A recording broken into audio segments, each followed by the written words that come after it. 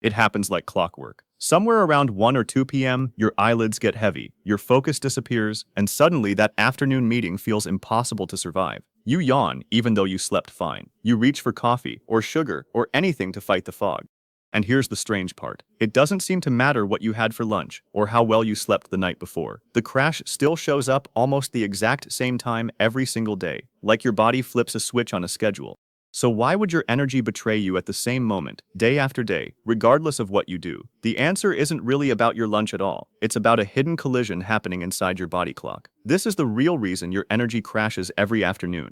Think about that for a second. If it were really about food, a light lunch should save you sometimes. If it were really about sleep, one great night should cancel it out. But it doesn't work that way. The timing stays locked in place, almost too precise to be a coincidence.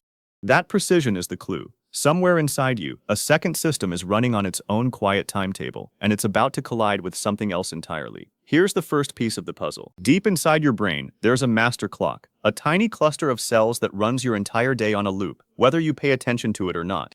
It controls when you feel awake, when you feel sleepy, and it does this partly by raising and lowering your core body temperature in small, invisible waves. In the early afternoon, that internal temperature takes a quiet dip. You won't feel a thermometer moment. There's no chill, no obvious sign. But that small drop in temperature is tied directly to alertness. When your internal temperature eases down, your alertness eases down right alongside it. This has nothing to do with lunch. It's already written into your schedule before you take a single bite. At the same time, something else has been quietly stacking up since the moment you opened your eyes this morning. It's a chemical called adenosine, and you can think of it as a kind of hourglass sand for your brain. Every hour you're awake, more of it builds up in your system, gradually raising what scientists call sleep pressure. By early afternoon, you've been awake long enough that adenosine has piled up to a noticeable level, even if you slept a full 8 hours the night before. This is why you can yawn again and again at your desk, despite a technically perfect night's sleep. It's not that your sleep failed you, it's that adenosine doesn't care how good last night was, it only cares how many hours you've been upright since you woke up. Put those two things together, the temperature dip and the adenosine buildup, and you get a scheduled low point in alertness that your body clock runs every single day, almost like clockwork. And that's the answer to the part of the mystery that felt the strangest, why it lands at nearly the same hour no matter what. It's not a coincidence and it's not random bad luck. Your circadian rhythm has this dip built into its architecture, the way a tide chart has a low tide.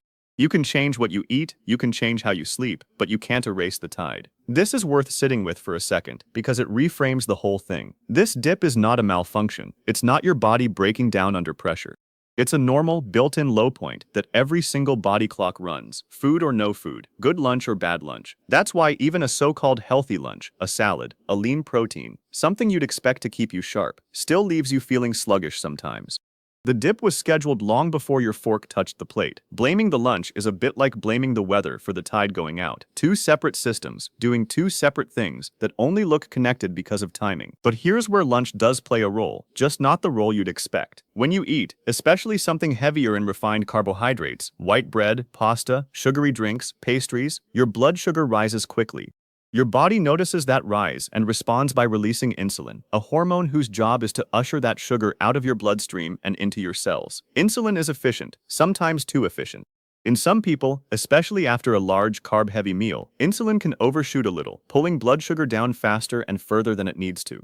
That fast drop is what creates the second wave, a separate, food-driven dip in energy that has nothing to do with your internal clock and everything to do with what just happened in your bloodstream. Now picture the timing. Your circadian dip in temperature and alertness tends to land in that same early afternoon window, roughly an hour or two after a typical lunch. So right as your body clock is already easing you toward its natural low point, the insulin from lunch is also pulling your blood sugar down.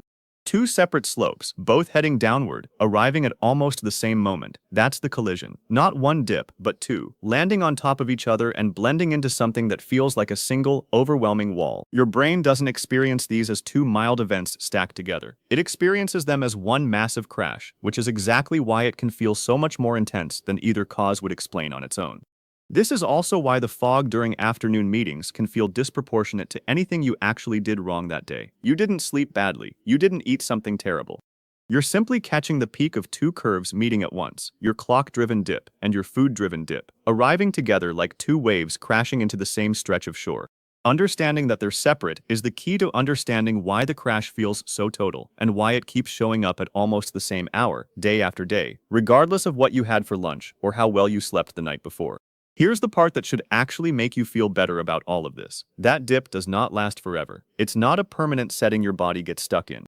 Your internal temperature, after dropping in the early afternoon, starts climbing back up on its own a bit later, and alertness climbs right along with it. That's why by 4 or 5 o'clock, the fog you were swimming through at 2 often lifts without you doing anything special at all. The circadian rhythm isn't punishing you, it's cycling, the same way it cycles you into sleep at night and back into wakefulness in the morning. The low point is temporary by design. So if the dip lifts on its own anyway, what's actually worth doing in the moment it hits?